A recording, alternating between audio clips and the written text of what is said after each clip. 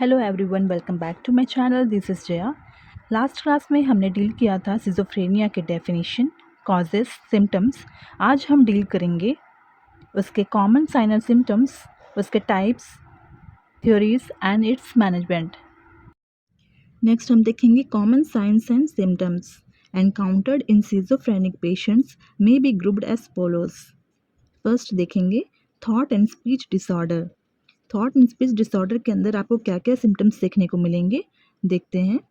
First है autistic thinking, जिसको आप डे ड्रीमिंग भी बोल सकते हैं।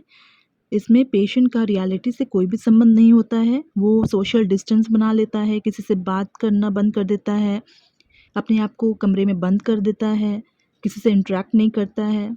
किसी से इंटरेक्ट नहीं करेगा तो इसमें ऑटोमेटिक कम्युनिकेशन स्किल उसकी कम हो जाती है।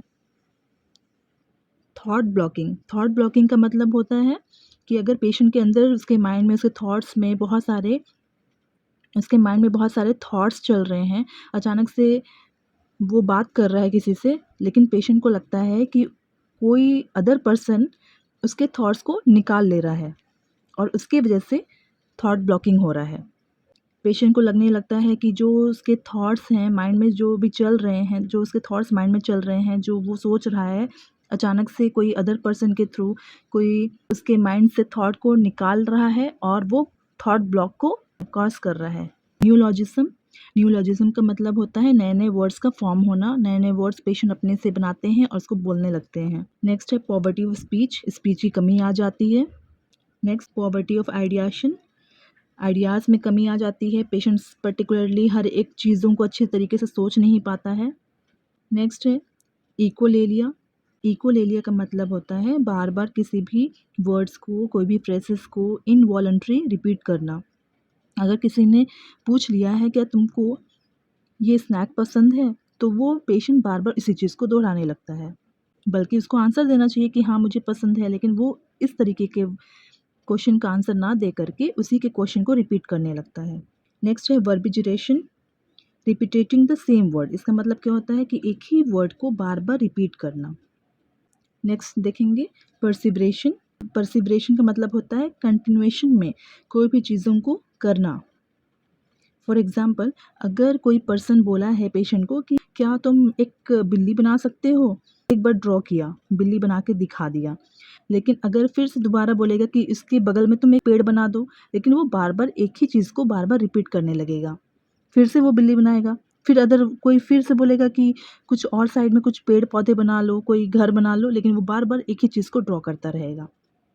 मतलब कि कंटिन्यूएशन में कोई भी एक्सपीरियंस को वो बार बार एक ही चीज़ को दोहराता रहता है, वो होता है परसिवरेशन।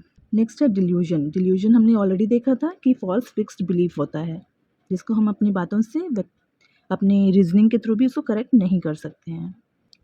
नेक्स्ट हम देखेंगे डिसऑर्डर ऑफ परसेप्शन। इसके अंदर दो आते हैं, ऑडिटरी हेलुसिनेशन, मतलब कि पेशेंट को हेलुसिनेशन होता है। परसेप्शन का मतलब होता है जो पर्सन स्टिमुलस को परसीव करता है अपने सेंसरी ऑर्गन से, जैसे कि ऑडिटरी हेलुसिनेशन, ऑडिटरी का मतलब होता है सुनना, तो जो सुन के हेलुसिनेट होता है, जो भी सुन के उसको हेलुसिनेशन होता है, जो वॉइसेस सुनता है लेकिन लोग वहाँ पे दिखते नहीं हैं लेकिन उसको आवाज़ें सुनाई देती हैं, वो होता है ऑडिटरी हेलुसिनेशन। विजुअल हेलुसिनेशन, जो वो देखकर हेलुसिनेट होता है, जैसे कि वो बोल सकता है लोग खड़े हैं और बातें कर रहे हैं मेरे बारे में, लेकिन वहाँ पे लोग एक्चुअल में वहाँ प्रेजेंट नहीं होते हैं लेकिन उसको दिख रहे हैं। नेक्स्ट हम देखेंगे disorder of affect. Disorder of affect में आपको क्या क्या सिम्टम्स पेशेंट के अंदर देखने को मिलेंगे। These include apathy, emotional blunting, emotional shallowness, anhedonia and appropriate emotional response. इसमें पेशेंट के अंदर आपको दिखेंगे एपैथी, कोई भी वो एक्टिविटी करेगा उसमें किसी भी चीज़ों में उसको खुशी नहीं मिलेगी, वो अपने आप में आइडेंटिफाई नहीं कर पाएगा कि उसको खुशी हो रही है कि नहीं हो रही है। Next emotional blunting, emotional blunting का मतलब ये होता है कि पेशेंट कोई भी चीज़ें में वो डिफ्रेंशिएट नहीं कर पाएगा, अपने इमोशंस के बीच में डिफ्रेंशिएट नहीं कर पाएगा कि उसको पॉजिटिव इमोशंस हो रहा है कि नेगेटिव हो रहा है, वो उसको खुशी हो रही है या फिर उसको वो बहुत ज़्यादा सैड फील कर रहा है, उसको समझ नहीं आएगा। नेक्स्ट है इमोशनल शैलोनेस, इमोशनल शैलोनेस का मतलब होता है कि थोड़ा बहुत एक्सप्रेशन के अकॉर्डिंग, वो सिचुएशन के अकॉर्डिंग इमोशंस को शो कर सकता है। एनहीडोनिया, कोई भी अगर जिस चीज़ में जो भी एक्टिविटी चल रही है, जो भी एक्टिविटी है, उसका खुशी का माहौल है, तो उस चीज़ के अकॉर्डिंग वो खुशी नहीं ज़ाहिर नहीं कर पाएगा। नेक्स्ट देखेंगे disorder of motor behaviour. Motor behaviour में आपको क्या-क्या डिसऑर्डर दिखेंगे पेशेंट के अंदर? There can be either an increase और a decrease in psychomotor activities, mannerisms, grimacing, decrease self care. आपको देखने को मिल सकता है कि साइकोमोटर एक्टिविटी में जो पेशेंट का साइकोमोटर एक्टिविटी है, वो बढ़ भी सकता है, कम भी हो सकता है।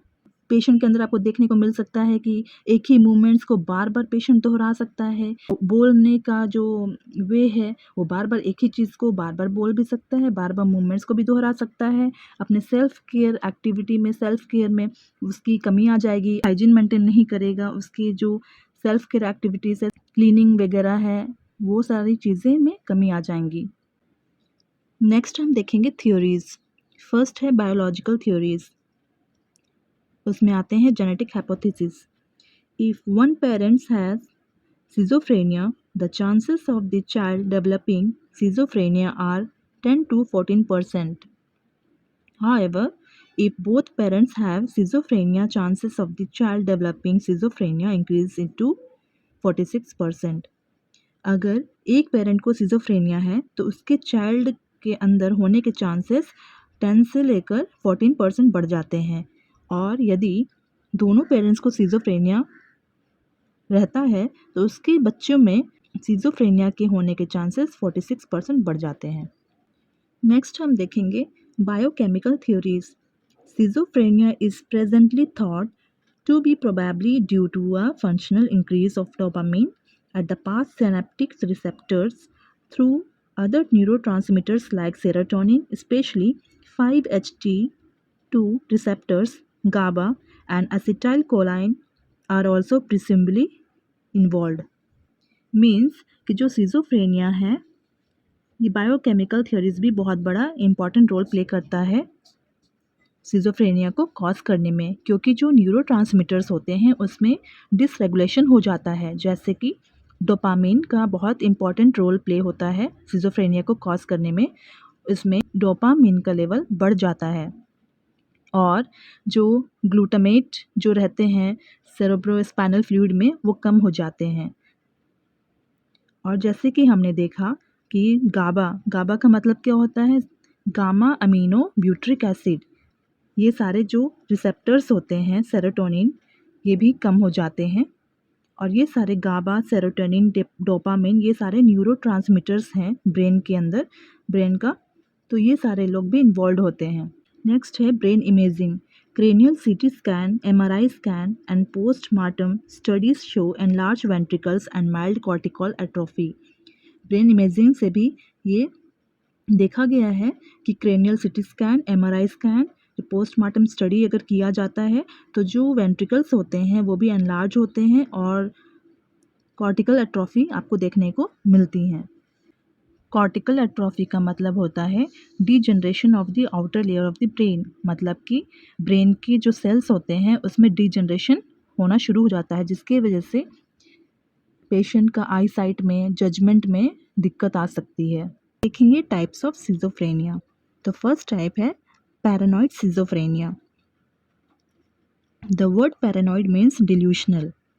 जो वर्ड पैरानॉइड का मतलब क्या होता है? डिल्यूशनल, जिसको हम फॉल्स आइडियाज़ भी बोल सकते हैं, क्योंकि ये ग्रीक वर्ड से डिराइव्ड हुआ है, जिसका मतलब होता है false ideas. It is characterised by the following features. इसके बहुत सारे कैरेक्टरिस्टिक्स हैं जो हम लोग नीचे देखेंगे। डिल्यूशनल ऑफ परसिक्यूशन, क्योंकि हमने डिल्यूशन वाली क्लास में देखा था कि डिल्यूशन ऑफ परसिक्यूशन होता क्या है। इन persecuted delusions, individuals believe that they are being treated that they in some way. Delusional of persecution में पेशेंट अपने आप को सोचता है कि मुझे मेरे फैमिली मेम्बर्स, मेरे नेबर्स मुझे मारना चाहते हैं, मुझे नुकसान पहुंचाना चाहते हैं। उसको लाख समझाते हैं कि नहीं ऐसा नहीं है, लेकिन फिर भी वो समझने की कोशिश नहीं करता है। वो सोचने लगता है कि मुझे मेरे सगे संबंधियों से, मेरे फैमिली से, मेरे नेबर से मुझे नुकसान पहुंच सकता है। वो इस तरीके के डिल्यूजन को अपने मन में बैठा लेता है। नेक्स्ट हम देखेंगे डिल्यूजन्स ऑफ जेलसी।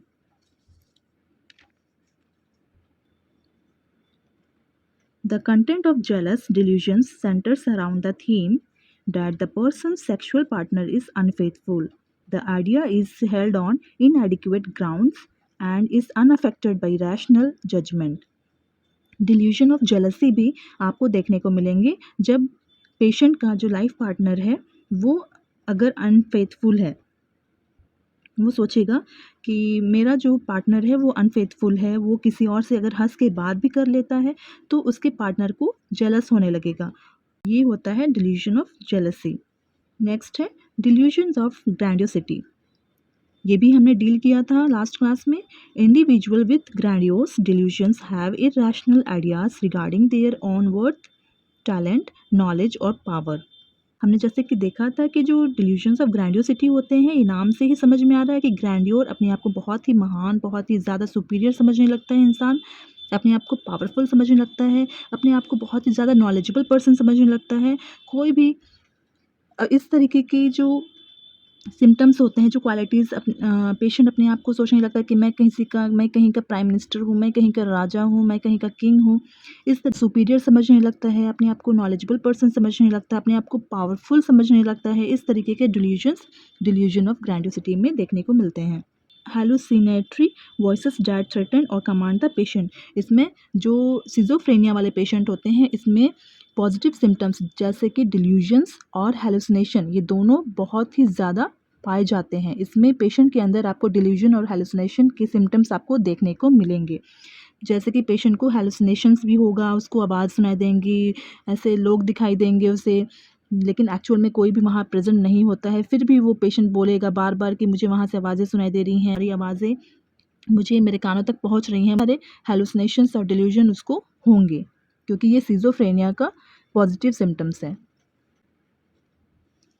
जो डिल्यूजन ऑफ परसिक्यूशन है, इसमें आपको पेशेंट को जो ट्रीटमेंट है, अगर किसी को परसिक्यूशन हो रहा है, डिल्यूजन ऑफ परसिक्यूशन हो रहा है, तो इसमें ईसीटी देना बहुत ही ज़्यादा इफ़ेक्टिव रहता है और इसका प्रोग्नोसिस अच्छा होता है। मोस्टली ये वाले जो पैरानॉइड सिजोफ्रेनिया है, मोस्टली 15 से लेकर 25 ईयर्स के लोगों में आपको देखने को मिलेंगे। नेक्स्ट टाइप है हैबिफ्रेनिक। हैबिफ्रेनिक का मतलब होता है डिसऑर्गेनाइज्ड, मतलब कि नाम से ही समझ में आ रहा है डिसऑर्गेनाइज्ड, कोई भी चीज़ ऑर्गेनाइज्ड वे में नहीं रहती हैं। The feature include marked thought disorder, incoherence, severe loosening of association and extreme social impairment. इसमें आपको क्या क्या देखने को मिलेंगे? Thought disorder, incoherence, severe loosening of association and extreme social impairment. मतलब कि अगर पर्सन इसमें डिसऑर्गेनाइज्ड रहता है, कोई भी चीज़ें ऑर्गेनाइज वे में नहीं रहती हैं, जैसे हम लोग ह्यूमन बीइंग हैं, तो हम लोग एक नॉर्मली सोसाइटी में हम लोग सर्वाइव करते हैं। लेकिन इसमें पेशेंट आपको क्या दिखेगा? सोसाइटी से कोई भी उसको लेना देना नहीं रहता है, वो एक वॉन्डरिंग पर्सन बन के रहेगा, इधर से उधर घूमता रहेगा। कभी आपको यहाँ दिखेगा तो कभी आपको वहाँ दिखेगा, कोई भी स्पेसिफिकेशन नहीं होता है उसका। कभी आपको बस स्टैंड में दिख जाए, कभी आपको मार्केट में दिख जाए, कभी आपको रेलवे स्टेशन में दिख जाए।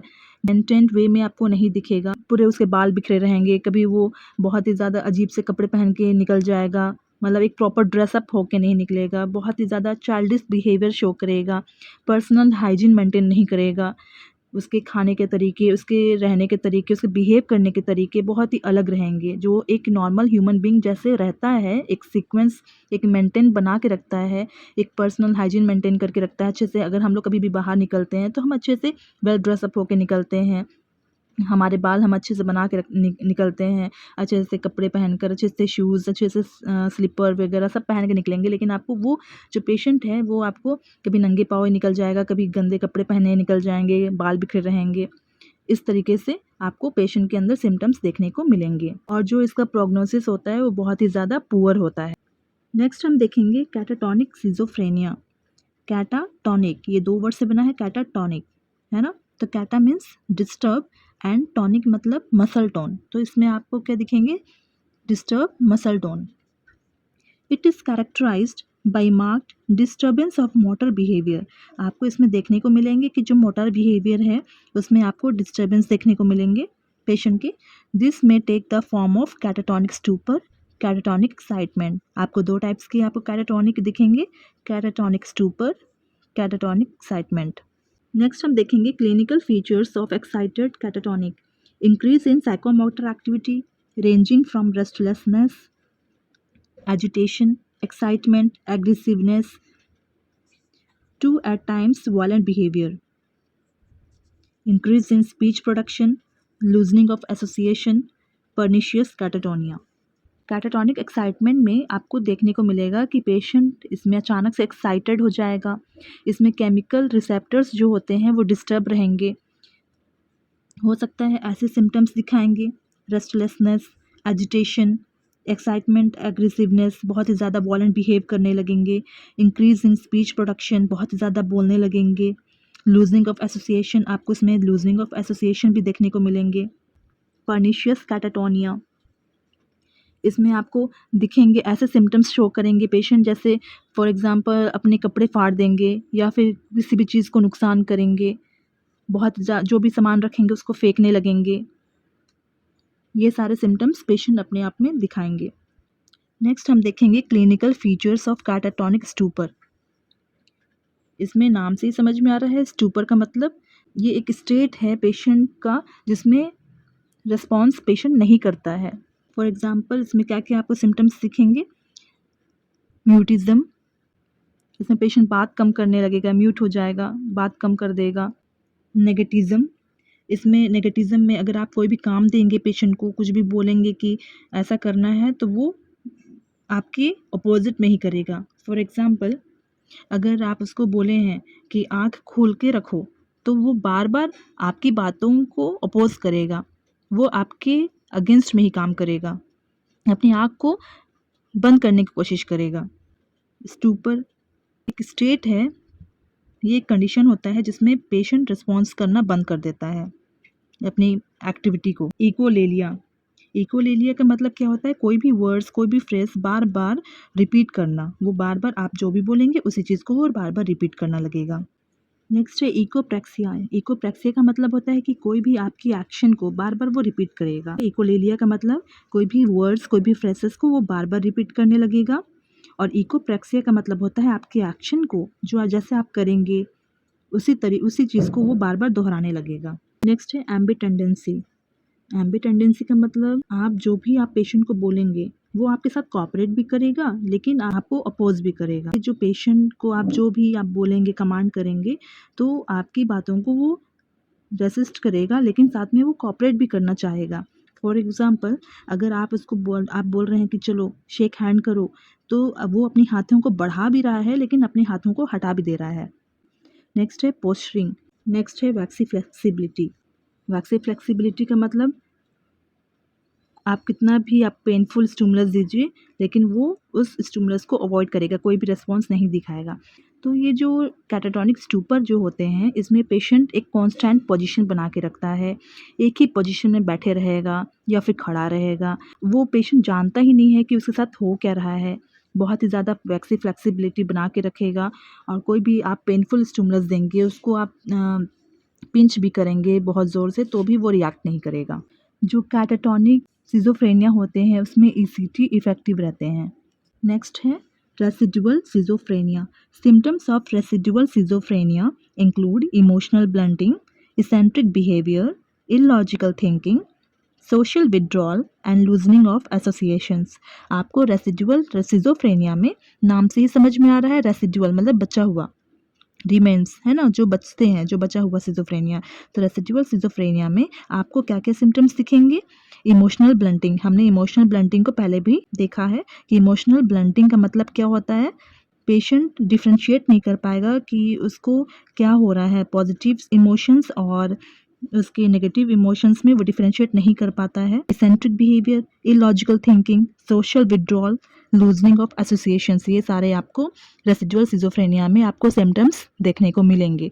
जो ये रेसिडुअल सिजोफ्रेनिया होते हैं ये क्रॉनिक फॉर्म ऑफ सिजोफ्रेनिया में आते हैं, जो जैसे कि एक्यूट सिजोफ्रेनिया अगर किसी बंदे को हुआ है, किसी पेशेंट को हुआ है तो वो ट्रीट हो जाता है, और ट्रीटमेंट के बाद जो सिम्टम्स रिमेन होते हैं वो अपनी फैमिली के साथ रहना शुरू कर देता है। सोशल रिकवरी धीरे-धीरे होती है। इसमें पेशेंट के अंदर लैक ऑफ मोटिवेशन दिखेगा, अपैथी दिखेगा और illogical thinking, social withdrawal, loosening of associations, ऐसे सिम्टम्स आपको देखने को मिलेंगे। नेक्स्ट है undifferentiated schizophrenia. This category is diagnosed either when the person's symptoms do not clearly represent one of the other subtypes. ये ऐसे अनडिफरेंशिएटेड मतलब इसको आप डिफरेंशिएट नहीं कर सकते, इसको अलग नहीं कर सकते। तो इसमें आपको देखने को मिलेंगे बहुत सारे ग्रुप ऑफ सिम्टम्स जैसे कि hallucinations, delusions, apathy, lack of motivation, ये सारी चीज़ें आपको देखने को मिलेंगी। नेक्स्ट है सिंपल सिजोफ्रेनिया।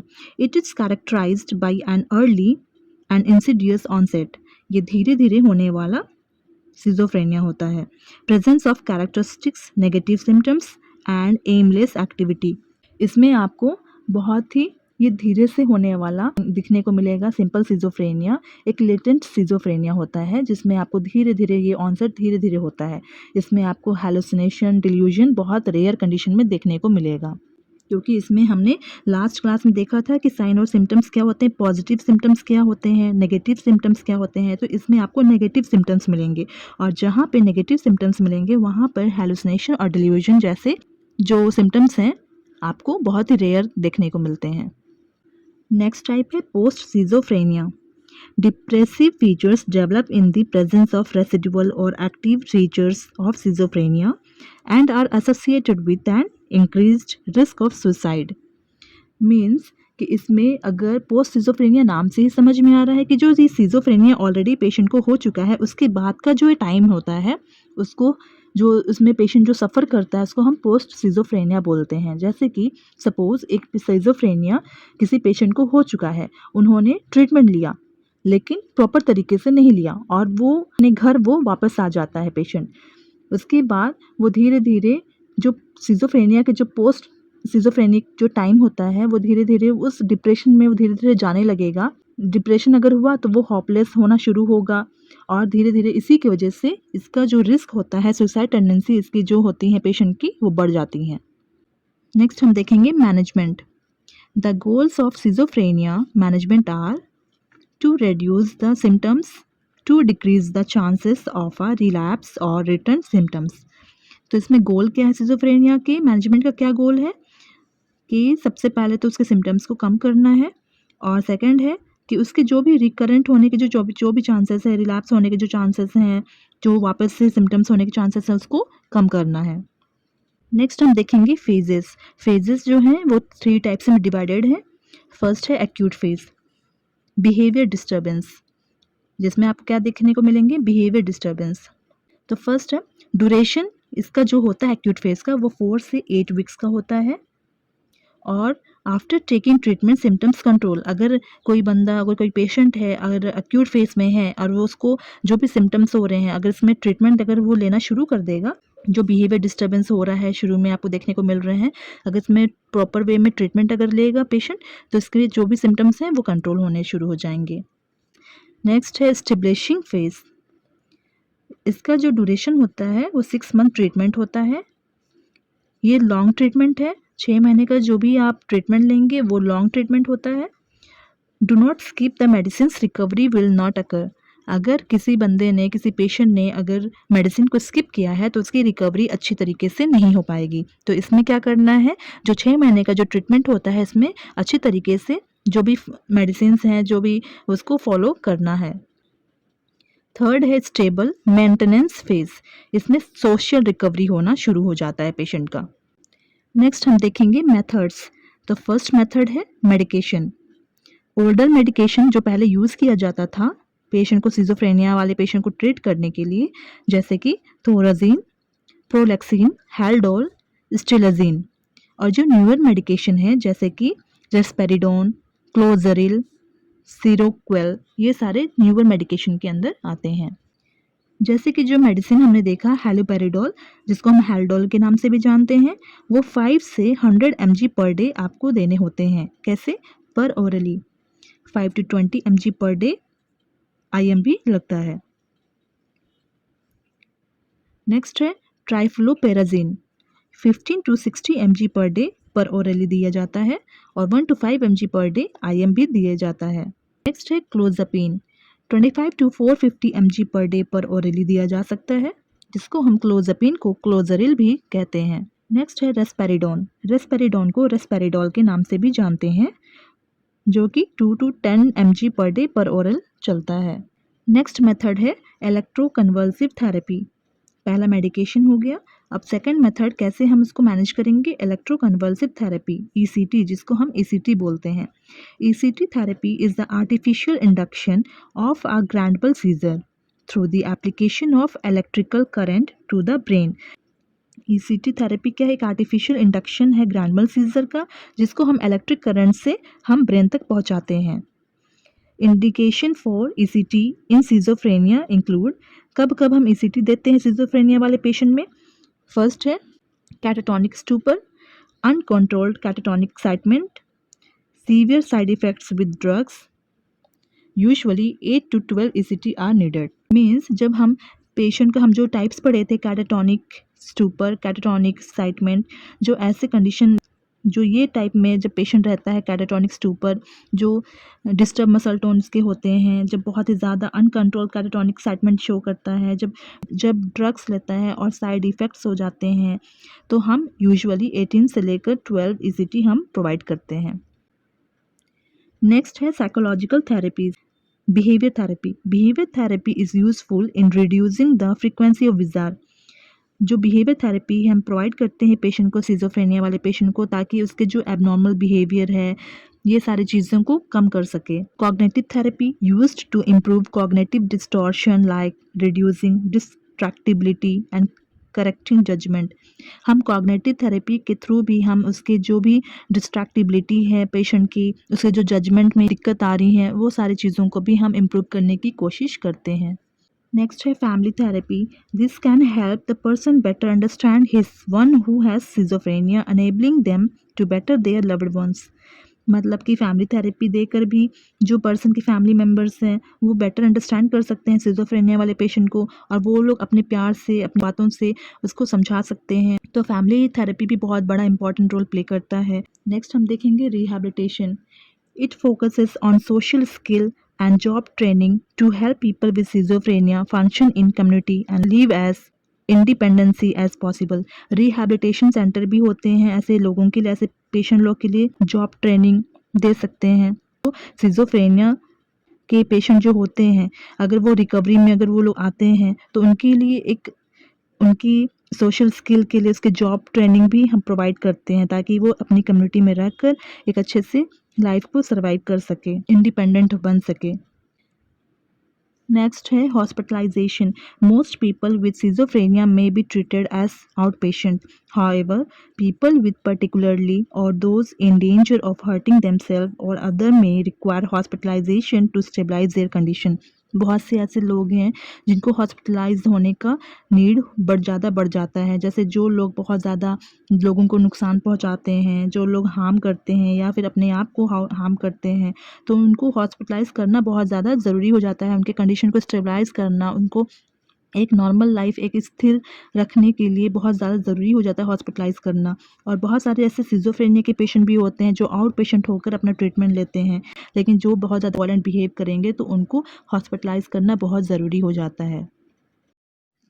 नेक्स्ट वीडियो में हम लोग डील करेंगे मेंटल हेल्थ नर्सिंग, उसके कंपोनेंट्स, और साइकेट्री में क्या क्या माइलस्टोन देखने को मिले हैं, क्या क्या माइलस्टोन है, वो सारी चीज़ों को हम नेक्स्ट वीडियो में डील करेंगे।